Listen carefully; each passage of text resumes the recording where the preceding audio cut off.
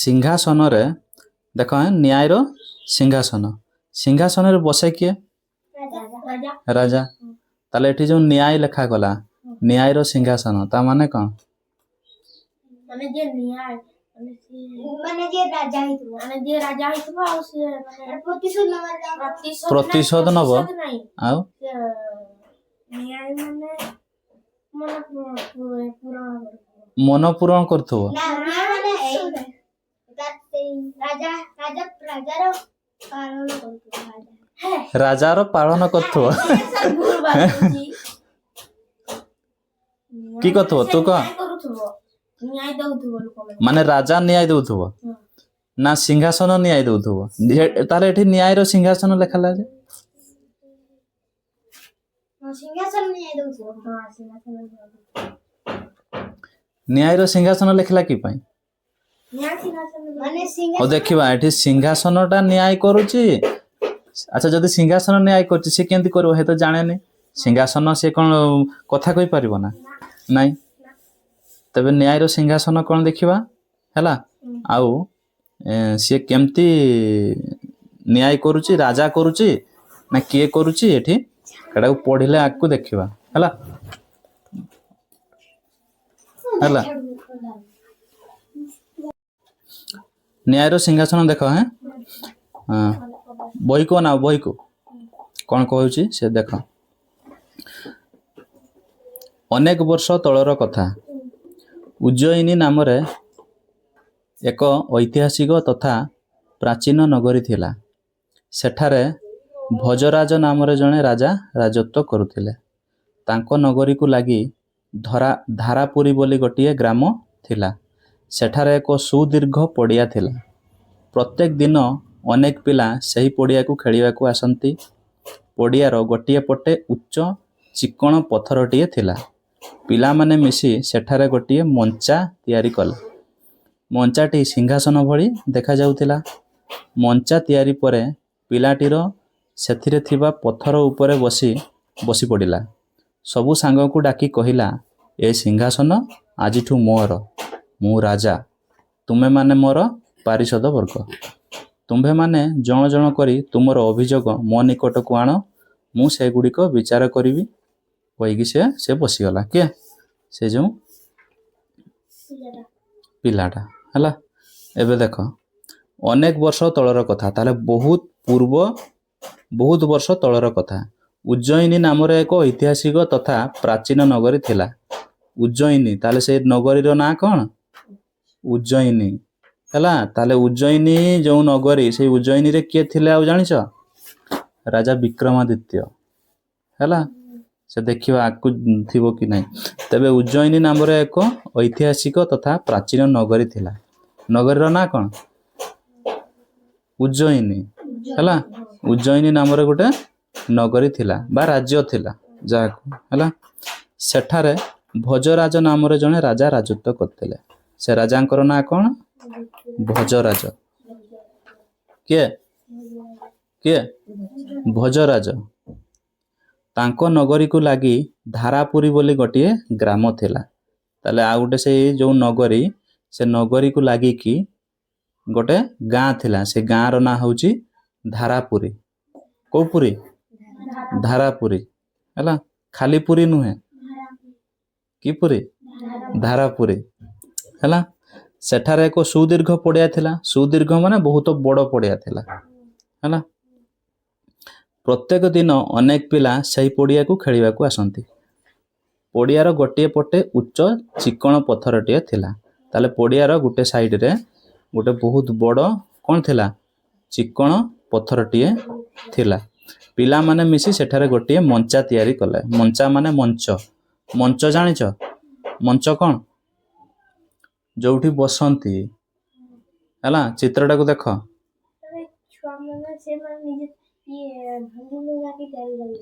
हाँ चित्रटा को देख तले अच्छी चित्रटा तेणु ये मंचटा तैयारी करके केंती बसछंती पथरटा देखुछ ना आ पछ पिलाटा गोटे बसिछि हैला ताले ए भलिया गोटे मंच तैयारी कले मंचा मंचा तैयारी कले मंचाटी सिंहासन भली देखा जाउथिला जोठी बसा जाए पेंडेल पेडेल जोटा ପେଣ୍ଡେଲ ଏଠି ନାଇଁ ନା ଆମର ପଡ଼ିଆରେ ଗୋଟେ ପେଣ୍ଡେଲ ଠିକ୍ ସେମିତି ମଞ୍ଚା ତିଆରି କଲେ ହେଲା। ତେବେ ମଞ୍ଚାଟି ସିଂହାସନ ଭଳି ଦେଖାଯାଉଥିଲା। ସେ କେମିତି ଦେଖାଯାଉଥିଲା?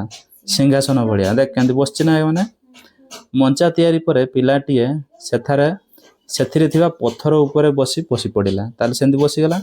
ସବୁ ସାଙ୍ଗକୁ ଡାକି କହିଲା, ଏ ସିଂହାସନ ଆଜିଠୁ ମୋର। ତାମାନେ ସିଏ ମନେ ମନେ ଗୋଟେ କି ଭାବୁଛି? ରାଜା ଭାବୁଛି।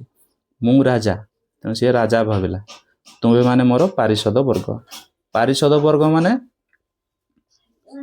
ରାଜାକୁ ଛାଡ଼ିକି ଆଉ ଯେତେ ସବୁ ହେଲା ଲୋକମାନେ ଯେତେ ସବୁ ତାର ପ୍ରଜାମାନେ ମନ୍ତ୍ରୀମାନେ ଯେତେ ସବୁ ସେ ସବୁକୁ ହେଉଛି କୁହାଯାଏ ପାରିଷଦ ବର୍ଗ ହେଲା। ତେଣୁ ତୁମ୍ଭେମାନେ ଜଣ ଜଣ କରି ତୁମର ଅଭିଯୋଗ ମୋ ନିକଟକୁ ଆଣ, ମୁଁ ସେଗୁଡ଼ିକୁ ବିଚାର କରିବି। ଅଭିଯୋଗ ମାନେ ସେ କିଏ କାହାଠୁ ପଇସା ନେଇଯାଇଛି ହେଲା, କାହା ଘରୁ କିଏ ଚୋରି କରି ନେଇଯାଇଛି, କେଉଁମାନେ ଝଗଡ଼ା ଲାଗିଛନ୍ତି, କିଏ କାହାକୁ ବାହା ହେଇଯାଇଛି, ଏମିତି ସବୁ ଦୁନିଆ ହେଲା। ତାହେଲେ ଏସବୁ ଅଭିଯୋଗକୁ ଆଣ, ଆଣିଲେ ମୁଁ ତୁମକୁ ବିଚାର କରିବି। କିଏ କହିଲା? ସେଇ ପିଲାଟି କହିଲା ହେଲା। ସେ ଗୋଟେ ପିଲା କହିଲା, ସେ ପିଲାର ନାଁ ତ ଦେଇନି, ଦେଖିବ ଆଗକୁ କେ ପିଲା କିଏ ହେଲା। ତାପରେ ଦେଖ ନେକ୍ସଟ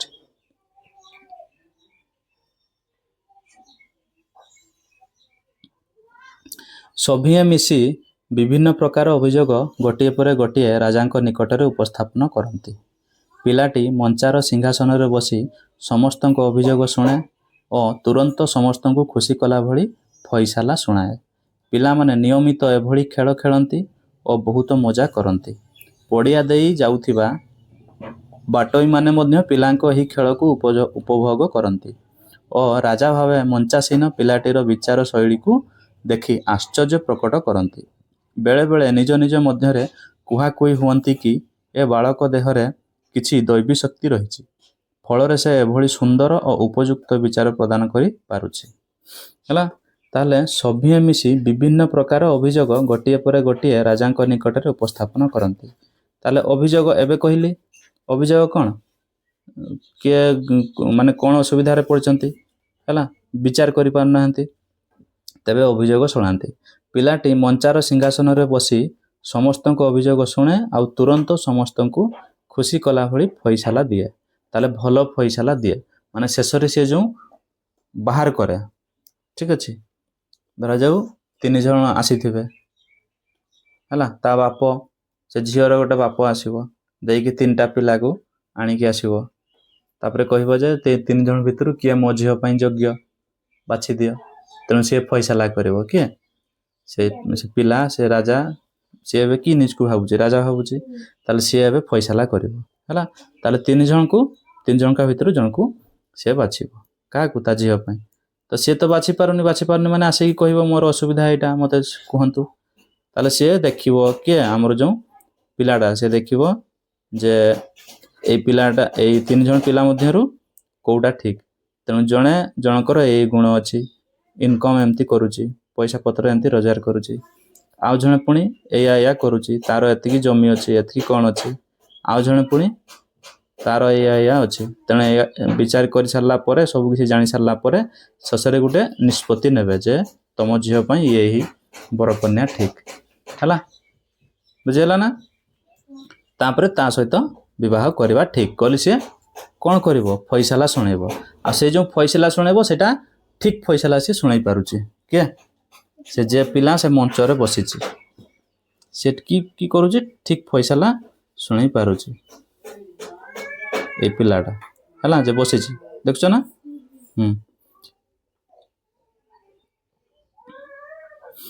ତାପରେ ଦେଖ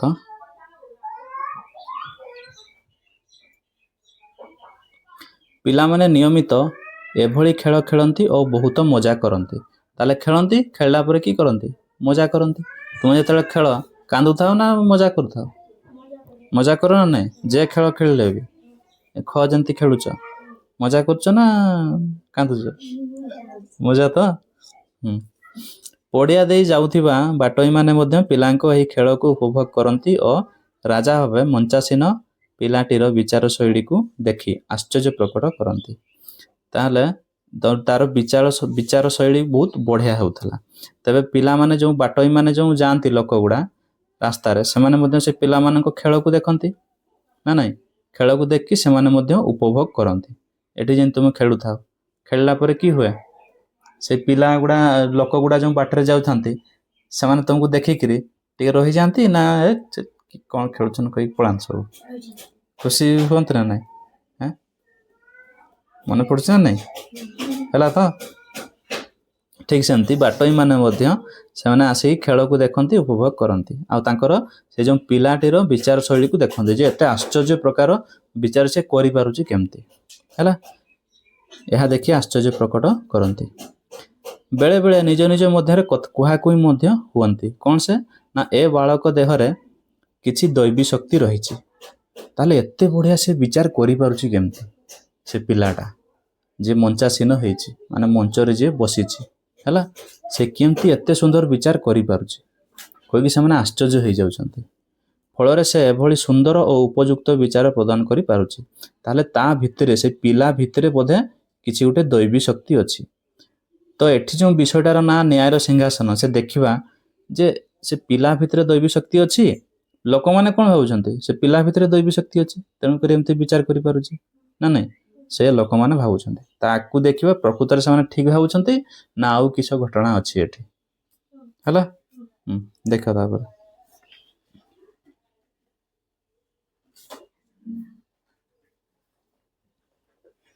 ଦିନକର କଥା। 2 ଜଣ କୃଷକ ସେମାନଙ୍କ ମଧ୍ୟରେ ହୋଇଥିବା କଳିର ବିଚାର ପାଇଁ ରାଜାଙ୍କ ନିକଟକୁ ନ ଯାଇ ମଞ୍ଚରେ ବସୁଥିବା ପିଲା ନିକଟରେ ଉପସ୍ଥିତ ହେଲେ। ଦୁହେଁ ସେମାନଙ୍କ କଳି ବିଷୟରେ ପିଲାଟିକୁ କହିଲେ। ପିଲାଟି ଗମ୍ଭୀରତାର ସହ ସବୁ ଶୁଣିଲା। ଶେଷରେ ସେ ଦୁହିଁଙ୍କୁ ଏପରି ଫଇସଲା ଶୁଣାଇଲା ଯାହା ଶୁଣି ଦୁହେଁ ଆଶ୍ଚର୍ଯ୍ୟ ହୋଇଗଲେ। ସେହି ଦିନଠାରୁ ଲୋକମାନେ ନିଜ ନିଜର ଆପତ୍ତି ଅଭିଯୋଗକୁ ନେଇ ଆଉ ରାଜାଙ୍କ ନିକଟକୁ ନ ଯାଇ ସେହି ପିଲାଟି ପାଖକୁ ଆସନ୍ତି। ପିଲାଟି ସଭିଙ୍କୁ ସନ୍ତୁଷ୍ଟ କଲା ଭଳି ନ୍ୟାୟ ପ୍ରଦାନ କରେ। ଫଳରେ ପିଲାଟିର ଯଶ ସବୁଆଡ଼େ ବ୍ୟାପିବାକୁ ଲାଗିଲା। ହେଲା, ତେବେ ଦେଖ, ଦିନକର କଥା, ତାହେଲେ ଆଉ ଦିନେ ଗୋଟେ ଘଟଣା ଘଟିଛି। କ'ଣ ସେ ଘଟଣା ନା 2 ଜଣ କୃଷକ ସେମାନଙ୍କ ମଧ୍ୟରେ ହୋଇଥିବା କଳିର ବିଚାର ପାଇଁ ରାଜାଙ୍କ ନିକଟକୁ ନ ଯାଇ ମଞ୍ଚରେ ବସୁଥିବା ପିଲା ନିକଟରେ ଉପସ୍ଥିତ ହେଲେ। ହେଲା, ସେଇ ମଞ୍ଚରେ ଯେଉଁ ପିଲାଟି ବସିଛି ତା ପାଖକୁ ତାହେଲେ ସେ କିଏ ଆସିଲେ? କୃଷକ 2 ଜଣ ଆସିଲେ। ହେଲା, 2 ଜଣ କୃଷକ ଆସିଲେ ତାଙ୍କର ବିଚାର ପାଇଁ ରାଜାଙ୍କ ପାଖକୁ ନ ଯାଇକି କାହା ପାଖକୁ ଆସିଲେ? ସେଇ ମଞ୍ଚରେ ଯିଏ ବସିଛି ପିଲାଟା ତା ପାଖକୁ ଆସିଲେ। ଦୁହେଁ ସେମାନଙ୍କ କଳି ବିଷୟରେ ପିଲାଟିକୁ କହିଲେ। ପିଲାଟି ଗମ୍ଭୀରତାର ସହ ସବୁ ଶୁଣିଲା। ଶେଷରେ ସେ ଦୁହିଁଙ୍କୁ ଏପରି ଫଇସଲା ଶୁଣାଇଲା ଯାହା ଶୁଣି ଦୁହେଁ ଆଶ୍ଚର୍ଯ୍ୟ ହୋଇଗଲେ। ତାମାନେ ସେ ଯେଉଁ ଫଇସଲାଟା ଶୁଣିଲା ସେ 2 ଜଣ କୃଷକମାନଙ୍କ ଠାରୁ, ହେଲା, ସେ ଏପରି ଫଇସଲା ଶୁଣାଇଲା ଯେ ସେ ଶୁଣିକି କ'ଣ ହେଲେ? ଆଶ୍ଚର୍ଯ୍ୟ ହୋଇଗଲେ।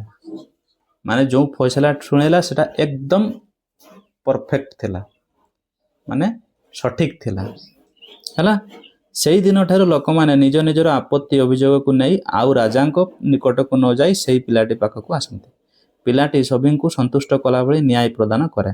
ତାହେଲେ ସେ ଯାହା ବି ଫଇସଲା ଶୁଣାଏ ସେ ସବୁ ଫଇସଲା ଗୁଡ଼ା ଠିକ୍ ହୁଏ। ଫଳରେ ପିଲାଟିର ଯଶ ସବୁଆଡ଼େ ବ୍ୟାପିବାକୁ ଲାଗିଲା।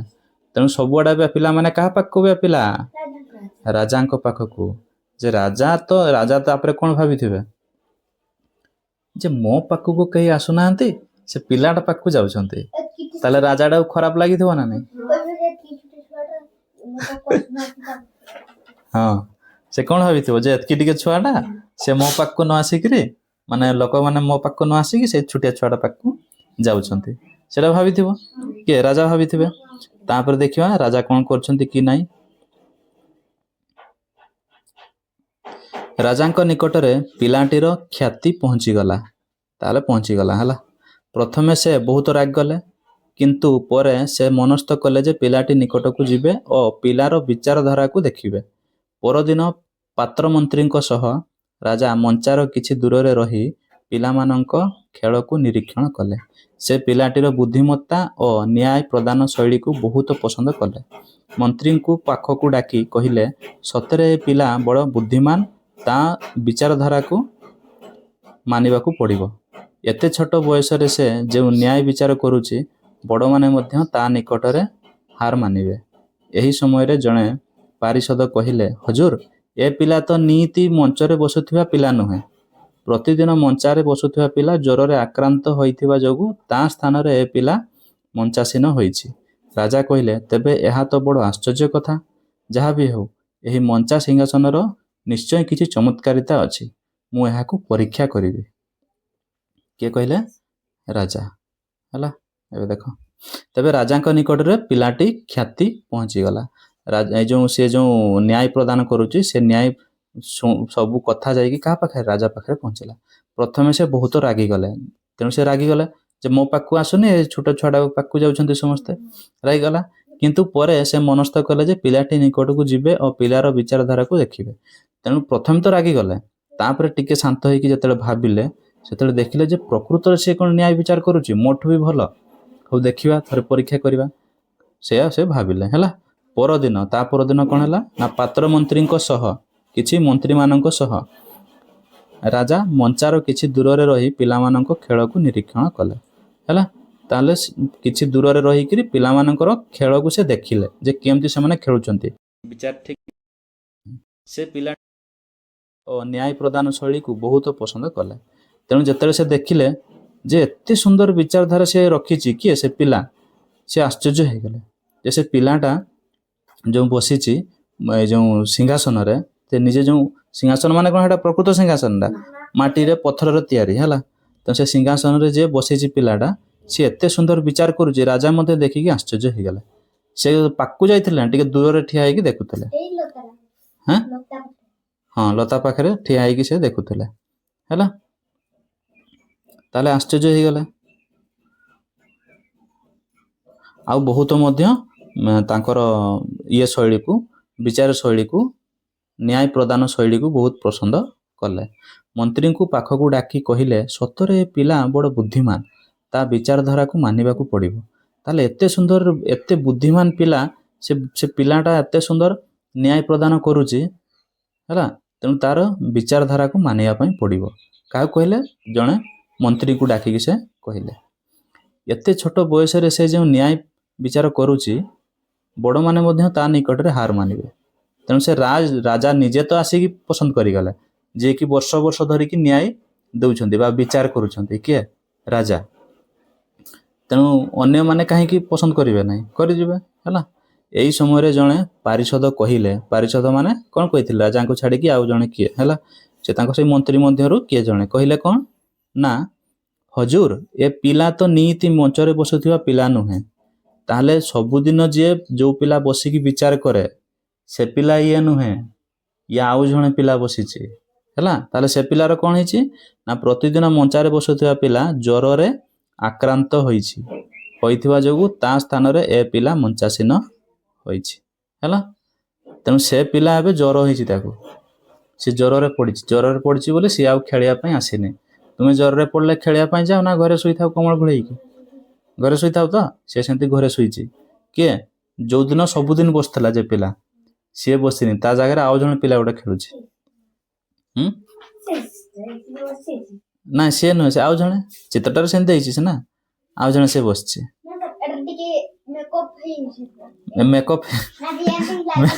ମେକଅପ୍ ହେଇନି? ଆରେ ତୁମର ୟୁନିଫର୍ମ ଗୁଡ଼ା ବ୍ଲୁ କଲର ଖେଳ, ଯେଉଁ ଖେଳ ବ୍ଲୁ କଲର ଅଛି ନା ନାଇଁ? ତାହେଲେ କ'ଣ ଜଣଙ୍କର ହିଁ ବ୍ଲୁ ନା ଅନ୍ୟର ନାହିଁ ବ୍ଲୁ? ସେମିତି ଏକା ୟୁନିଫର୍ମ କା ଦେଖାଯାଉଛି। ହଁ, ଗାଲଗା ଟିକେ ଫୁଲକା ଫୁଲକା, ସେଟା ଆଉ ଜଣେ ପିଲା। ହେଲା, ତାହେଲେ ସେ ଆଉ ଜଣେ ପିଲା, ଯେ ପ୍ରଥମ ଯିଏ ବସିଥିଲା ସିଏ ନୁହଁ, ଏଟା ଆଉ ଜଣେ। ଆଉ ସିଏ କ'ଣ କରୁଛି? ତାର ଜ୍ୱର ହଉଛି। ହେଲା, ତାହେଲେ ସେ ମଞ୍ଚାସୀନ ଏବେ ଯିଏ ହୋଇଛି ସିଏ ନୁହେଁ। ତାହେଲେ ଏହା ଶୁଣିକି ରାଜା କ'ଣ କହିଲେ? ରାଜା କହିଲେ, ତେବେ ଏହା ତ ବଡ଼ ଆଶ୍ଚର୍ଯ୍ୟ କଥା। ଯାହା ବି ହେଉ, ଏହି ମଞ୍ଚା ସିଂହାସନର ନିଶ୍ଚୟ କିଛି ଚମତ୍କାରିତା ଅଛି। ମୁଁ ଏହାକୁ ପରୀକ୍ଷା କରିବି। ତାହେଲେ ସେ ପିଲାର କିଛି ଚମତ୍କାରୀ ନୁହେଁ। କାହିଁକି? ଯଦି ପିଲାର ଚମତ୍କାରୀ ହେଇଥାନ୍ତା, ତାହେଲେ ସେଇ ପିଲା ଯଦି ନଥାନ୍ତା, ତାହେଲେ ଏଠି ନ୍ୟାୟ ସିଂହାସନ, ଏଇ ଯେଉଁ ଆମର ବିଚାର ଠିକ୍ ସେ ନ୍ୟାୟ ଭାବରେ କରିପାରି ନଥାନ୍ତେ। ଆଉ ଜଣେ ପିଲା କରୁଛି କେମିତି? କାହିଁକିନା ସେ ମଞ୍ଚରେ ଯିଏ ବସୁଛି, ଠିକ୍ ଅଛି, ସେଇ ମଞ୍ଚରେ ଯିଏ ବସୁଛି, ସେଇ ମଞ୍ଚଟା ହିଁ ସେ ପିଲାଟାକୁ କିଛି ଶକ୍ତି ଦେଇ ଦେଉଛି ବୋଧେ। ବୁଝାଉଛି? ଆରେ ଯଦି ସେ ପିଲାର କିଛି ଥାନ୍ତା ବୁଦ୍ଧିମାନ, ତାହେଲେ ସେ ପିଲା ତ ଆସିନି, ଆଉ ଜଣେ ପିଲା ବସିଛି। ଆଉ ଜଣେ ପିଲା ବସିଛି ମାନେ କ'ଣ ସେଇ ମଞ୍ଚର କିଛି ଚମତ୍କାରିତା ଅଛି ହେଲା। ତେଣୁ ସେ ରାଜା ଭାବିଲେ ମୁଁ ଏବେ ନିଜେ ସେଇ ମଞ୍ଚକୁ ମାନେ କ'ଣ କରିବି, ପରୀକ୍ଷା କରିବି। କିଏ ଭାବିଲେ? ରାଜା। ତାପରେ ଦେଖ,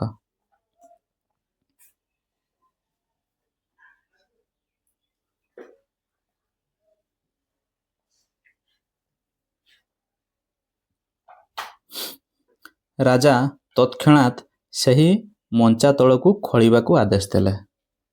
ଖୋଳୁ ଖୋଳୁ ମଞ୍ଚା ତଳୁ ଏକ ସୁନ୍ଦର ଚନ୍ଦ୍ରାକାନ୍ତ ପଥରରେ ତିଆରି ରତ୍ନ ଖଚିତ 32ଟି ପୁତଳିକା ଯୁକ୍ତ ସିଂହାସନ ଦେଖିବାକୁ ପାଇଲେ।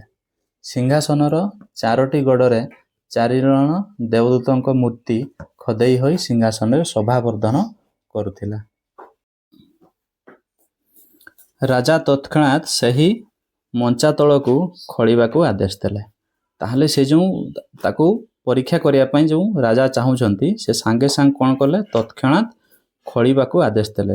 ସେଇ ଯେଉଁ ମଞ୍ଚଟା ଯେଉଁଠି ଅଛି, ଯେଉଁ ପଡ଼ିଆ ଉପରେ ଅଛି, ଠିକ୍ ତାର ତଳକୁ ଖୋଳିବାକୁ ଆଦେଶ ଦେଲେ, ତାର ଯେତେ ସବୁ ଶ୍ରମିକମାନଙ୍କୁ ହେଲା। ଖୋଳୁ ଖୋଳୁ ମଞ୍ଚା ତଳୁ ଏକ ସୁନ୍ଦର ଚନ୍ଦ୍ରାକାନ୍ତ ପଥରରେ ତିଆରି ରତ୍ନ ଖଚିତ 32ଟି ପୁତଳିକା ଯୁକ୍ତ ସିଂହାସନ ଦେଖିବାକୁ ମିଳିଲା। ତାହେଲେ ଏଠି ଯେଉଁ ଚନ୍ଦ୍ରାକାନ୍ତ ପଥର, ସିଏ କ'ଣ ନା ଚନ୍ଦ୍ର ପରି ଦେଖାଯାଉଥିବା ହେଲା। ଚନ୍ଦ୍ରାକାନ୍ତ ପଥର ମାନେ କ'ଣ? ଏକ ପ୍ରକାର ମୂଲ୍ୟବାନ ରତ୍ନ ପଥର, ଯାହା ଚନ୍ଦ୍ରର ଆଲୋକ ପରି ଶୀତଳ ଆଉ ଚମକିଲା ଭଳିଆ ଦେଖାଯାଏ। ଚନ୍ଦ୍ରର ଆଲୋକ ଚକମକ ଚକମକ କରୁଥାଏ ନା ନାହିଁ? ଠିକ୍ ସେମିତି ହେଲା। ରତ୍ନ ଖଚିତ 32ଟି ପୁତଳିକା ଯୁକ୍ତ ସିଂହାସନ। ପୁତଳିକା କ'ଣ? ପୁତଳିକା ଛୋଟ ଛୋଟ ଖେଳନା ବା ଛୋଟ ପ୍ରତିମା ହେଲା। ପୁତଳିକା ଆରେ କଠପୁତଲି ପୁତଳିକା ଦେଖିଛ ନା ନାହିଁ? ଛୋଟ ଖେଳନା ସେମିତି ହେଲା। ତେଣୁ ଏମିତି କେତେଟା? 32ଟି ପୁତଳିକା ଯୁକ୍ତ ସିଂହାସନ ଦେଖିବାକୁ ପାଇଲେ ହେଲା। ସେଇ ସିଂହାସନଟା ତଳରେ ଥିଲା। ତାହେଲେ ସେଇ ସିଂହାସନର ଚମତ୍କାରିତା ସବୁ ଅଛି। କାହିଁକିନା ତା ଉପରେ ଏମାନେ ସବୁ ବସିଥିଲେ। କୋଉମାନେ? ସେ ପିଲାମାନେ ହେଲା। ବୁଝିଲା? ବୁଝିପାରିଲ ନା? ତୁ ବୁଝିପାରିଲା? ହଁ, ଦେଖ ତାପରେ ସିଂହାସନ 4ଟି ଗଡ଼ରେ 4 ଜଣ ଦେବଦୂତଙ୍କ ମୂର୍ତ୍ତି ଖୋଦେଇ ହୋଇ ସିଂହାସନର ଶୋଭାବର୍ଦ୍ଧନ କରୁଛନ୍ତି। ତାହେଲେ ଏଇ ଯେଉଁ ସିଂହାସନଟା ଅଛି, ତାର 4ଟା ଗଡ଼ ଅଛି। ତାହେଲେ 4ଟା ଗଡ଼ରେ 4 ଜଣ ଦେବତାଙ୍କ ମୂର୍ତ୍ତି ଅଛି ହେଲା। ଆଉ ତାର ଶୋଭାବର୍ଦ୍ଧନ କରୁଛନ୍ତି। ସେ ଦେବତାଙ୍କ ମୂର୍ତ୍ତିକା ରହିଛି ବୋଲି ବହୁତ ସୁନ୍ଦର ଦେଖାଯାଉଛି। କୋଉଟା? ସେଇ ସିଂହାସନଟା। ତାହେଲେ ସେ ସିଂହାସନର ହେଉଛି ଗୋଟେ ରହସ୍ୟମୟ ସିଂହାସନ। ସେଟା ଏମିତି ସେମିତି ସିଂହାସନ ନୁହେଁ। କାହିଁକିନା ତା ଉପରେ ଯିଏ ବସୁଛି ସିଏ ନ୍ୟାୟ ବିଚାର କରିଚାଲିଛି। ତାହେଲେ ସେ ସିଂହାସନ କାହାର? ତେଣୁକରି ବିଷୟର ନାଁ କ'ଣ? ନ୍ୟାୟର ସିଂହାସନ। ଏବେ ଜାଣିପାରିଲ ତ? ତାହେଲେ ସେ ସିଂହାସନଟା ବିଷୟରେ ଏବେ ଦେଖିବା। ସେ ସିଂହାସନ ପ୍ରକୃତରେ କାହାର ସିଂହାସନ, କିମ୍ବା କେମିତି ସେଠକୁ ପଶିଲା ସେ ମାଟି ଭିତରକୁ ହେଲା। ଦେଖ ତାପରେ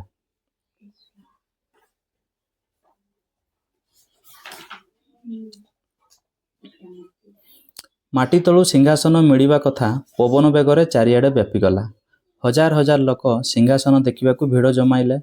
ଜଣେ ବିଦ୍ୱାନ ପଣ୍ଡିତ ସିଂହାସନ ଦେଖି କହିଲେ, ଏହା ସାଧାରଣ ସିଂହାସନ ନୁହେଁ, ଏହା ବହୁତ ବର୍ଷ ପୁରୁଣା ରାଜା ବିକ୍ରମାଦିତ୍ୟଙ୍କ ସିଂହାସନ। ଏବେ ଜାଣିପାରିଲ? ବିକ୍ରମାଦିତ୍ୟଙ୍କ ସିଂହାସନ। ଏହା ଉପରେ ରାଜା ବିକ୍ରମାଦିତ୍ୟ ଉପନିବେଶ କରି ସତ୍ୟ, ଧର୍ମ, ନ୍ୟାୟର ବିଚାର ପ୍ରଦାନ କରୁଥିଲେ। ସୁତରାଂ ଏହା ଏକ ନ୍ୟାୟର ସିଂହାସନ ହେଇଗଲା। ହଉ, ତାହେଲେ ମାଟି ତଳୁ ସିଂହାସନ ମିଳିବା କଥା ପବନ ବେଗରେ ଚାରିଆଡ଼େ ବ୍ୟାପିଗଲା। ପବନ ବେଗରେ ବ୍ୟାପିଗଲା କ'ଣ? ସମସ୍ତେ ଜାଣିଗଲେ ହେଲା। ତାଙ୍କର ନଗରୀ ସାରା, ରାଜ୍ୟ ସାରା ସମସ୍ତେ ଜାଣିଗଲେ। ହଜାର ହଜାର ଲୋକ ସିଂହାସନ ଦେଖିବାକୁ ଭିଡ଼ ଜମାଇଲେ। ତାହେଲେ ସେଇ ସିଂହାସନକୁ ଦେଖିବା ପାଇଁ କେତେ ଲୋକ ଆସିଲେ? ହଜାର ହଜାର ଲୋକ ଆସିଲେ ହେଲା। ଭିଡ଼ ହେଲା। ଜଣେ ବିଦ୍ୱାନ ପଣ୍ଡିତ ସିଂହାସନ ଦେଖି କହିଲେ, ଜଣେ ପଣ୍ଡିତ ହେଲା, ସେ ଦେଖିଲା, କହିଲେ ଯେ ଏହା ସାଧାରଣ ସିଂହାସନ ନୁହେଁ। ଏହା ସାଧାରଣ ସିଂହାସନ ନୁହେଁ। ସେ ସିଂହାସନଟା କ'ଣ ନା ଏହା ବହୁତ ବର୍ଷ ପୁରୁଣା ରାଜା ବିକ୍ରମାଦିତ୍ୟଙ୍କ ସିଂହାସନ। ରାଜା ବିକ୍ରମାଦିତ୍ୟ କିଏ ଜାଣିଛ? ରାଜା ବେତାଳ 25 କାହାଣୀ କେବେ ଶୁଣିଛ? କଥା ସରିତାରୁ ଆସିଛି ବେତାଳ 25 ହେଲା ସେ କାହାଣୀ ଶୁଣିବ? ହଁ ଦେଖାଉ ଚଲାନ୍ତୁ ଶୁଣିବ ତ? ହଉ ଠିକ ଅଛି ଦେଖ ଦେଖାଉ ନା ସାର୍ ସେଠି ଶୁଣନ୍ତୁ ଶୁଣିଲେ ହଉ ଦେଖ କହୁଛି ହେଲା। ତାହେଲେ ରାଜା ବିକ୍ରମାଦିତ୍ୟ ଆଉ ତାଙ୍କର କାହାଣୀ ବେତାଳ 25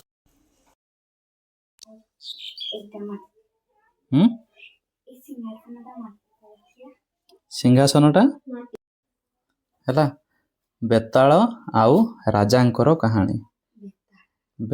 ବେତାଳ ଜାଣିଛ କଣ ବେତାଳ? ବେତାଳ କଣ? ଆରେ ପ୍ରେତାତ୍ମା ହଁ ହେଲା। ଆଉ ଜଣେ ହଉଛନ୍ତି ରାଜା ଦେଖାଯାଆନ୍ତିନି। ହଉ ଦେଖ ସେ କଣ ହେଇଛି କଥା ନା ବହୁତ ବର୍ଷ ପୂର୍ବରୁ ହେଲା ଜଣେ ତାନ୍ତ୍ରିକ ଥିଲେ। ଠିକ ଅଛି ସେ ତାନ୍ତ୍ରିକ କଣ କରିଥିଲେ ରାଜା ବିକ୍ରମାଦିତ୍ୟଙ୍କୁ ପଠେଇଥିଲେ ଗୋଟେ ଜଙ୍ଗଲକୁ ପଠେଇଥିଲେ ଗୋଟେ କଣ ଆଣିବା ପାଇଁ ବେତାଳକୁ ଆଣିବା ପାଇଁ। ଠିକ ଅଛି ହେଲା ବେତାଳ 25 ଶୁଣ ତାହେଲେ ସେ କଣ ହେଇଛି ପଢୁଛି ଶୁଣ ନା ଏକ ଦିନ ଜଣେ ତାନ୍ତ୍ରିକ ରାଜା ବିକ୍ରମାଦିତ୍ୟଙ୍କୁ କହିଲେ ଶ୍ମଶାନରେ ଥିବା ଏକ ବଡ଼ ଗଛରେ ଜଣେ ବେତାଳ ଝୁଲି ରହିଛି ତାକୁ ଧରି ମୋ ପାଖକୁ ଆଣିଦିଅ। ଠିକ ଅଛି ବୀର ଓ ନିର୍ଭୟ ରାଜା ବିକ୍ରମାଦିତ୍ୟ ରାତିରେ ଶ୍ମଶାନକୁ ଗଲେ ସେ ଗଛରୁ ବେତାଳକୁ ଧରି କାନ୍ଧରେ ପକାଇ ଫେରିବାକୁ ଲାଗିଲେ। ତାହେଲେ ସେ ରାଜା ବିକ୍ରମାଦିତ୍ୟ ଯାଇଥିଲେ କୋଉଠକୁ ବେତାଳକୁ ଆଣିବା ପାଇଁ ହେଲା ଆଣିବା ପାଇଁ ଯାଇଥିଲେ। ତାପରେ ସେ ବେତାଳକୁ ସେ ବେତାଳ ମଧ୍ୟ ସାଧାରଣ ବେତାଳ ନଥିଲା ସେ ବହୁତ ଶକ୍ତିଶାଳୀ ବେତାଳ ଥିଲା। ଠିକ ଅଛି ତାକୁ ଆଣିବା ପାଇଁ ଯାଇଥିଲେ ଆଣିବା ପାଇଁ ଯାଇକିରି କଣ ହେଇଛି ନା ତାକୁ ଧରିକି ଆଣନ୍ତି। ଏଇ ହଉଛି ରାସ୍ତା ହେଲା ଇଏ ହଉଛି ଜଙ୍ଗଲ ତାହେଲେ ଧରିକି ତାକୁ ଆଣନ୍ତି। ଧରିକି ଆଣିଲା ବେଳେ ତାକୁ କାନ୍ଧରେ ଏମିତି ପକେଇକି ଆଣିବେ। ଆଣୁ ସେ ବେତାଳ ତାକୁ କଣ କହିବ ରାଜାଙ୍କୁ ଯେ ଠିକ ଅଛି ଏତେ ତ ରାସ୍ତା ଅଛି ମତେ ଧରିଲ ତାହେଲେ ମୁଁ ଏବେ ତମକୁ ଗୋଟେ କାହାଣୀ କହୁଛି ହେଲା। ହଁ ବେତାଳ କହିବ କାହାଣୀ କହିବା ପରେ ସେ ଦିଟା ସତ୍ୟରେ କହେ ହେଲା। ଗୋଟେ ସତ୍ୟ କଣ ଗୋଟେ ହଉଛି କାହାଣୀ ସରିଲା ପରେ ମୁଁ ତତେ ଗୋଟେ ପ୍ରଶ୍ନ ପଚାରିବି ମାନେ ସେ ରାଜାଙ୍କୁ ଗୋଟେ କଣ ପଚାରିବ ପ୍ରଶ୍ନ ପଚାରିବ ହେଲା। ପ୍ରଶ୍ନ ପଚାରିଲା ପରେ ସେଇ ପ୍ରଶ୍ନଟି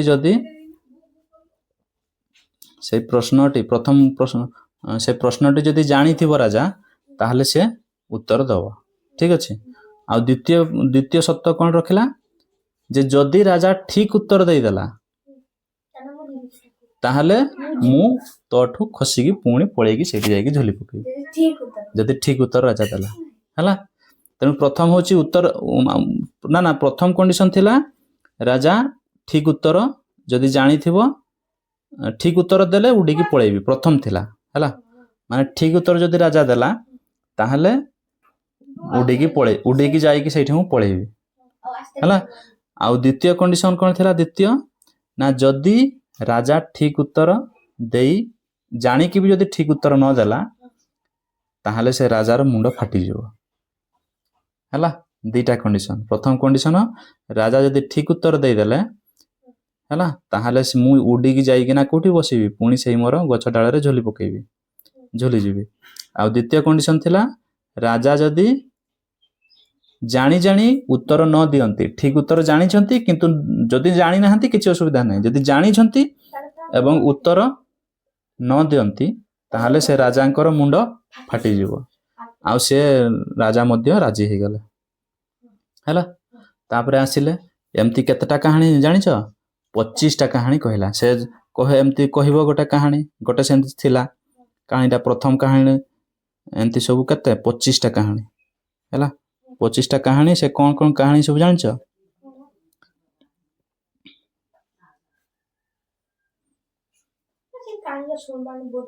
କାହାଣୀ ଗୁଡା ଶୁଣିଲେ ଶୁଣେଇ ହବନି ଏବେ ଟାଇମ ହବ ନା ତାହେଲେ କହିଦଉଛି କାହାଣୀ ଗୁଡା 3 ପ୍ରେମିକ ଓ ରାଜକନ୍ୟା ପ୍ରଥମ କାହାଣୀ ହେଲା। ଆଉ ଗୋଟେ କହିଦେବି କାହାଣୀ ଠିକ ଅଛି। ପ୍ରଥମଟା କହିଦେଉଛି। ତାହେଲେ 3 ଜଣ ପ୍ରେମିକ ଗୋଟେ ରାଜକନ୍ୟା, ସେଟା କ'ଣ ହେଇଥିଲା ନା ଜଣେ ରାଜକନ୍ୟା ଥିଲା। ସେ ରାଜକନ୍ୟାଟାକୁ 3 ଜଣ ଭଲ ପାଉଥିଲେ ବାହା ହେବେ ବୋଲି ହେଲା। ତାହେଲେ ଇଏ ଚାହୁଁଥିଲା ମୁଁ ତାକୁ ବାହା ହେବି, ସିଏ ଚାହୁଁଥିଲା ମୁଁ ତାକୁ ବାହା ହେବି। ତାହେଲେ 3 ଜଣକାର ଭିତରୁ କିଏ ବାହା ହବ? ତ ସେଇଠୁ କ'ଣ ହେଇଛି ନା ସେଇ ଯେଉଁ ରାଜକନ୍ୟାଟି ସାପ କାମୁଡ଼ାରେ ମରିଗଲା। ଗୋଟେ ସାପ ତାକୁ କାମୁଡ଼ି ଦେଲା, ସେ ରାଜକନ୍ୟାଟା ମରିଗଲା ହେଲା। ତାହେଲେ ସେ 3 ଜଣ ଭିତରୁ ହେଲା 1 2 ଆଉ 3, ତାହେଲେ ସେ 3 ଜଣ ଭିତରୁ ପ୍ରଥମଟା କ'ଣ କଲା ନା ସିଏ ତାର ଯେଉଁ ଅସ୍ଥି ଗୁଡ଼ା ନେଇକି କୋଉଠି ବୁହାଇ ଦେଲା? ଆମର ନଦୀରେ ବୁହାଇ ଦେଲା ହେଲା। ସେଇ ଇଏର କାହାର? ରାଜକୁମାରୀର, ଆମର ଯେଉଁ ରାଜକନ୍ୟାର। ଆଉ ଦ୍ୱିତୀୟ ବାଲାଟା କ'ଣ କଲା? ଦ୍ୱିତୀୟ ବାଲାଟା କଲା ସେ ଯେଉଁ ଅସ୍ଥି ଗୁଡ଼ିକୁ ନେଇକିନା ସିଏ ମାନେ ସନ୍ନ୍ୟାସୀ ହେଇକି ବୁଲିଲା, ମାନେ ଯେତେ ଭଲ ପାଉଥିଲା ଦ୍ୱିତୀୟ ବାଲା। ତୃତୀୟ ବାଲା କ'ଣ କଲା? ହାଁ ତୃତୀୟ ବାଲା ସିଏ ଏମିତି କିଛି ଜାଣିଥିଲା, ସିଏ ଧ୍ୟାନ କରିକିନା ସିଏ ଗୋଟେ ରାଜା ତାନ୍ତ୍ରିକ ହେଇଗଲା, ମାନେ ବହୁତ ବଡ଼ ଧ୍ୟାନ କଲା। ସିଏ ଆଉ ଭୁଲି ପାରିଲାନି କାହାକୁ? ସେ ରାଜକନ୍ୟାକୁ। ନ ଭୁଲି ପାରି ସେ କ'ଣ କଲା? ସିଏ ମନ୍ତ୍ର ଶିଖିକି ଦୁନିଆ ପ୍ରାର୍ଥନା କରିକି ତାକୁ ଜୀବନ ଦାନ ଦେଲା। କାହାକୁ? ସେ ରାଜକନ୍ୟାକୁ। ତାହେଲେ ଏଠି 3ଟା ପ୍ରଶ୍ନ, ଗୋଟେ ଏଠି ପ୍ରଶ୍ନ ପଚାରାଗଲା। ସେ ପ୍ରଶ୍ନଟା କ'ଣ ଥିଲା ନା 3 ଜଣଙ୍କ ମଧ୍ୟରୁ ପ୍ରକୃତ ସ୍ୱାମୀ କିଏ? କିଏ ପଚାରିଲା? ବେତାଳ ପଚାରିଲା କାହାକୁ? ରାଜାଙ୍କୁ, ରାଜା ବିକ୍ରମାଦିତ୍ୟଙ୍କୁ ହେଲା। ତାହେଲେ କୁହ ସେ 3 ଜଣଙ୍କ ଭିତରୁ ସ୍ୱାମୀ କିଏ? ପ୍ରଥମ ବାଲା କ'ଣ କଲା? ତାର ଅସ୍ଥିକୁ ନେଇକି ଗଙ୍ଗାରେ ବୋହେଇଲା, ପ୍ରଥମ ବାଲା। ଦ୍ୱିତୀୟ ବାଲା ସେ କ'ଣ କଲା ନା ସେ ସନ୍ନ୍ୟାସୀ ହେଇଗଲା, ତାକୁ ଧରିକିନା ସେ ଆଉ ଭୁଲି ପାରିଲାନି ତାକୁ, ଏଇ ଯେଉଁ ତାର ଅସ୍ଥିକୁ ଧରିକି ରଖିଲା। ତୃତୀୟ ବାଲା କ'ଣ କଲା ନା ସିଏ ତାକୁ ଜୀବନ ଦେଲା। ସିଏ ଶିଖିଛି, କିଛି ବିଦ୍ୟା ଶିଖିଲା ଲାଗିକି, ସିଏ ଆଉ ଭୁଲି ପାରିଲାନି। ଏତେ ମନେ ପଡ଼ିଲା ସେ ରାଜକନ୍ୟାକୁ, ସେ କ'ଣ କଲା? ତାକୁ ଜୀବନ ଦାନ ଦେଲା। ତାହେଲେ ଏଇ 3 ଜଣ ମଧ୍ୟରୁ ପ୍ରଥମ, ଦ୍ୱିତୀୟ, ତୃତୀୟ, ତାହେଲେ ପ୍ରକୃତ ସ୍ୱାମୀ କିଏ ହବ? କିଏ ହବ କହୁନା ଦେଖି ଟିକେ? ଯିଏ ଗଙ୍ଗାରେ ଭସାଇଥିବ। ଆଉ ତୋର? ତୃତୀୟ ଜୀବନ ଦାନ ଦେଲା। ଆଉ ତୋର?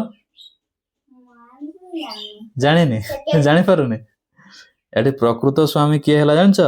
ରାଜା। ତୁମର ସବୁ ଏମିତି ଆନ୍ସର, କିନ୍ତୁ ବିକ୍ରମାଦିତ୍ୟଙ୍କର ଆନ୍ସର ହେଲା 2 ନମ୍ବରଟା, ଯିଏ ସନ୍ନ୍ୟାସୀ ହେଇକି ବୁଲିଲା, ମାନେ ବାବା ହେଇକିରି ବୁଲିଲା, ଆଉ ଭୁଲି ପାରିଲାନି। ତୁମେ କହିବ କେମିତି? ଆରେ ସେଟା ଯୁକ୍ତି କରିକି ବି ଜାଣିବା ଦରକାର ନା, କେମିତି ଖାଲି ମନ ଇଚ୍ଛା? ତେଣୁ ପ୍ରଥମ ଯିଏ ଅସ୍ଥି ଭସାଇଲା, ଅସ୍ଥି ଭସାଇ କିଏ? ଜଣେ ପୁଅ ପିଣ୍ଡ ଦାନ ଦିଏ, କିଏ? ତେଣୁ ସିଏ ପୁଅର କର୍ତ୍ତବ୍ୟ କଲା, ସେ ଝିଅର ପୁଅ ହେଇଗଲା। କିଏ ହେଇଗଲା? ଆରେ ଯିଏ ଅସ୍ଥି ଭସାଇଲା, ପ୍ରଥମ ବାଲା ହେଲା। ଆଉ ସେକେଣ୍ଡ ବାଲା, ତାପରେ ତୃତୀୟ ବାଲା କ'ଣ ହେଲା? ସେ ଜୀବନ ଦାନ ଦେଲା। ତେଣୁ ମାତା ପିତା ଜୀବନ ଦାନ ଦିଅନ୍ତି ନା ନାହିଁ? ତେଣୁ ସେ ପିତା ହେଇଗଲା, ପିତାର କର୍ତ୍ତବ୍ୟ କଲା। କିଏ? ତୃତୀୟ ବାଲା। ଆଉ ଦ୍ୱିତୀୟ ବାଲା ସିଏ ହିଁ ତାର ସ୍ୱାମୀ ହେଲା। ତେଣୁ ସେ ଖାଲି ଉତ୍ତର ନେଉନଥିଲେ, କିଏ? ରାଜା ବିକ୍ରମାଦିତ୍ୟ। ସେ ଯୁକ୍ତିଯୁକ୍ତ ଉତ୍ତର ଦେଉଥିଲେ ହେଲା। ତେଣୁ ଏମିତି ସବୁ ଉତ୍ତର, ଠିକ ଉତ୍ତର ଦେଇ ଦିଅନ୍ତି। ଆଉ ଯେତେବେଳେ ଠିକ ଉତ୍ତର ପାଇଯାଏ କିଏ? ବେତାଳ। ସିଏ କ'ଣ କୁହେ? ତୁ ଥା, ମୁଁ ଚାଲିଲି କହିକି ଫେର ଉଡ଼ିକି ଯାଇକି ଝୁଲି ପକେଇବ। କୋଉଠି? ତାର ବଣରେ, ସେଇ ଗଛରେ ଉଲ୍ଟିଯିବ, ଲୁଟିଯିବ।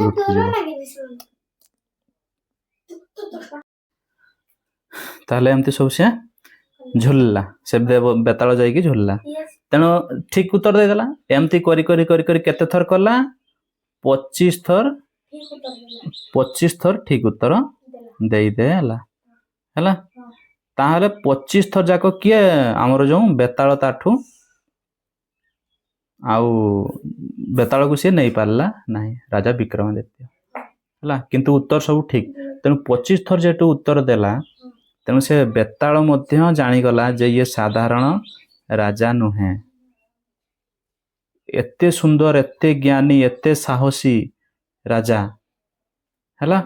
ତାପରେ ସିଏ ବେତାଳ ସବୁ ସତ କଥା ତାକୁ କହିଲା। ସତ କଥା କ'ଣ ଜାଣିଛ?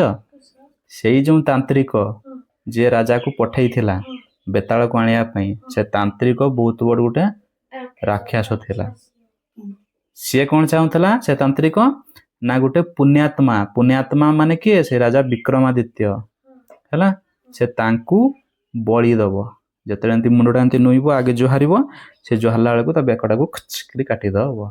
ମାନେ ଖଣ୍ଡାରେ ତାହେଲେ ସେ ବେତାଳ ତାକୁ ସବୁ ସତ କଥା କହିଦେଲା। କିଏ? ବେତାଳ। ତେଣୁ ସେ ବେତାଳ ବି ସାଧାରଣ ବେତାଳ ନଥିଲା। ତାକୁ ଆଣିବା ପାଇଁ ଗୋଟେ ବହୁତ ମହାନ ରାଜା ଦରକାର। ତେଣୁ ରାଜା ବିକ୍ରମାଦିତ୍ୟ ସେଇଟା କରିପାରିଥିଲେ ହେଲା। ତା ପରବର୍ତ୍ତୀ ଶେଷରେ ଦେଇକି ସେଇ ଯେଉଁ ଆମର ବେତାଳ ଆଉ ରାଜା ବିକ୍ରମାଦିତ୍ୟ ତାଙ୍କ ମଧ୍ୟରେ ବନ୍ଧୁତା ସ୍ଥାପନ ହେଇଯାଇଥିଲା ବହୁତ ବର୍ଷ ଧରିକି। ଆଉ ସେ ରାଜା ବିକ୍ରମାଦିତ୍ୟ ଏମିତି ସେମିତି ରାଜା ନଥିଲେ। ତାଙ୍କ ମନରେ ଟିକେ ବି ଭୟ ନଥିଲା। ଆଉ ନ୍ୟାୟ ପ୍ରେମ ଥିଲେ। କାହାକୁ ମିଛ କହୁନଥିଲେ। ଏମିତି ସେମିତି କିଛି କାମ କରୁନଥିଲେ। କାହାକୁ ଠକୁ ନଥିଲେ ହେଲା। ନ୍ୟାୟ ରାଜା, ନ୍ୟାୟ ପ୍ରିୟ ରାଜା ଥିଲେ। ସତ୍ୟ ଧର୍ମ ନ୍ୟାୟର ଗୋଟେ ମୂର୍ତ୍ତିମନ୍ତ ପ୍ରତୀକ ଥିଲେ। କିଏ? ରାଜା ବିକ୍ରମାଦିତ୍ୟ। ତାପରେ ଯେତେବେଳେ ସେଇ ବେତାଳକୁ ନେଇକି ଆସିଲେ, ସେ ରାଜାଙ୍କୁ କିଏ କହିଲେ? ଠିକ୍ ବେତାଳ ଯେମିତି କହୁଥିଲା ସେ ତାନ୍ତ୍ରିକ ରାଜାକୁ ଠିକ୍ ସେଇଭଳିଆ କହିଲା ଯେ ମୁଣ୍ଡ ନୁଏଇକିରି ଜୁହାର। ତ ବିକ୍ରମାଦିତ୍ୟ କ'ଣ କଲେ ନା ଆପଣ ଆଗେ ଜୁହାରିକି ଦେଖାନ୍ତୁ। କାହାକୁ କହିଲେ? ସେ ତାନ୍ତ୍ରିକକୁ। ତାପରେ ସେତେବେଳେ ଏମିତି ଜୁହାରିଲା, ଇଏ ଖଣ୍ଡାରେ କିରି କାଟିଦେ ହେଲା। ହଁ, ସିଏ ଭାବୁଥିଲା ମୁଁ ତାକୁ ହାଣିଦେବି, କିନ୍ତୁ ନିଜେ ବଳି ପଡ଼ିଗଲା ହେଲା। ନା ବେତାଳ ବି ସାଧାରଣ ସିଏ ଆଗରୁ ଗୋଟେ ତ୍ରିବିକ୍ରମ ମାନେ ବହୁତ ବଡ଼, ସିଏ ବି ମଧ୍ୟ ଗୋଟେ ବହୁତ ବଡ଼ ରାଜା ଥିଲା। ସେ ଜଣକୁ ଅପମାନ କରିଥିଲା ତା ପୂର୍ବରୁ ହେଲା। ଅପମାନ କରିଥିଲା ଜଣେ ଋଷିଙ୍କୁ ବୋଲି ସେ ଅଭିଶାପ ପାଇଥିଲା ଯେ ତୁ ଯାଇକିନା ଏମିତି ସବୁ ଝୁଲି ହେଇକି ରହିବୁ। ଏବଂ ସେ ଅଭିଶାପରୁ ମୁକ୍ତି କେମିତି ପାଇବ ନା ଗୋଟେ ବହୁତ ପୁଣ୍ୟାତ୍ମା ଯଦି ତୋ ପାଖକୁ ଯିବ ଏବଂ ତୋର ସବୁ 25ଟି ଉତ୍ତର ଦେଇଦେବ ସଠିକ୍ ଭାବରେ କାହାଣୀର, ତାହେଲେ ତୁ ଅଭିଶାପ ମୁକ୍ତ ହବୁ। ବେତାଳଟା ରାଜା ହେଇଗଲା ନା? ରାଜା ନାହିଁ, ସିଏ ସେମିତି ହେଇକି ରହିଲା, ମୁକ୍ତି ପାଇଗଲା। 25ଟା କାହାଣୀ ଏଇଗା ସବୁ। ଗୋଟେ କାହାଣୀ କହିଲି 3 ପ୍ରେମିକ ରାଜକନ୍ୟା। ଆଉ 2 ନମ୍ବର କାହାଣୀ 4 ବ୍ରାହ୍ମଣଙ୍କ ବିଦ୍ୟା। 4ଟା ବ୍ରାହ୍ମଣ ଥିବେ ହେଲା। ସେଟା କହିଲେ ସରିବ ନା? ସେଟା ସରିବନି। ତାପରେ 3 ନମ୍ବର କାହାଣୀ 3 ରାଜକୁମାରଙ୍କ ଦକ୍ଷତା। ଏଠି ପ୍ରଶ୍ନ 3 ଜଣଙ୍କ ମଧ୍ୟରୁ ଶ୍ରେଷ୍ଠ ବୀର କିଏ? 4 ନମ୍ବର କାହାଣୀ ରାଜା ଓ ତପସ୍ୱୀ। 5 ନମ୍ବର କାହାଣୀ ବୀର ଯୁବକ ରାଜକନ୍ୟା। 6 ନମ୍ବର କାହାଣୀ ଥିଲା 2 ମିତ୍ରଙ୍କ ପ୍ରତିଜ୍ଞା। ଏଠି ପ୍ରଶ୍ନ ଥିଲା ସତ୍ୟ ବନ୍ଧୁ କାହାକୁ କୁହାଯିବ। ଏମିତି ଗୋଟେ କାହାଣୀ ଅଛି। କେତେ? 25ଟା କାହାଣୀ ହେଲା। ଲାଷ୍ଟ କାହାଣୀ ହେଉଛି ବେତାଳର ଶେଷ କାହାଣୀ ହେଲା। ହଁ, ସେଟା ଥିଲା ହେଉଛି ପ୍ରଶ୍ନ ରାଜା ତାନ୍ତ୍ରିକଙ୍କ ସହ କ'ଣ କରିବା ଉଚିତ। ରାଜାଙ୍କର ତାପରେ ପଢିବା ତ ଦେଖ ଆଉ ଟିକେ। ଆଉ କେତେ ଲମ୍ବା ଅଛି? ହଉ ତେବେ କେତେ ଯାଏଁ ଯାଇଥିଲା ଦେଖ। ଆମର ଯେଉଁ ରାଜା କ'ଣ ସେଟା ବିକ୍ରମାଦିତ୍ୟଙ୍କ ସିଂହାସନ। କିଏ? ଏଇ ଯେଉଁ ପଣ୍ଡିତ ଜଣେ ବିଦ୍ୱାନ ପଣ୍ଡିତ ସେ କ'ଣ କହିଥିଲେ ନା ରାଜା ବିକ୍ରମାଦିତ୍ୟଙ୍କ ସିଂହାସନ ସେଇଟା ଥିଲା ବୋଲି। ତାହେଲେ ବିକ୍ରମାଦିତ୍ୟ କିଏ ଜାଣିଲ ହେଲା। ହଉ, ଏହା ଉପରେ ରାଜା ବିକ୍ରମାଦିତ୍ୟ ଉପବେଶନ କରି ସତ୍ୟ ଧର୍ମ ନ୍ୟାୟର ବିଚାର ପ୍ରଦାନ କରୁଥିଲେ। ତାହେଲେ ସତ୍ୟ ଧର୍ମ ଆଉ ନ୍ୟାୟର ବିଚାର କରୁଥିଲେ। ତେଣୁ ଯିଏ ମଣିଷ ଠିକ୍ ସେଇଭଳିଆ ନ୍ୟାୟ ବିଚାର, ତେଣୁକରି କ'ଣ ହେଉଥିଲା, ଯେ ମଣିଷ ସେଠି ବସୁଥିଲା ଆମର ସିଂହାସନରେ ବସୁଥିଲା ସେ ମଧ୍ୟ ରାଜା ବିକ୍ରମାଦିତ୍ୟଙ୍କ ପରିକା କ'ଣ ହେଉଥିଲା, ନ୍ୟାୟ ବିଚାର କରିପାରୁଥିଲା ହେଲା। ସୁତରାଂ ଏହା ଏକ ନ୍ୟାୟର ସିଂହାସନ। ସୁତରାଂ ମାନେ କ'ଣ? ତେଣୁକରି ଏହା ସେ ଯେଉଁ ସିଂହାସନ ସେଇଟା ହେଉଛି ଗୋଟେ ନ୍ୟାୟର ସିଂହାସନ ବୋଲି ଚାରିଆଡ଼େ ପରିଚିତ ହେଲା।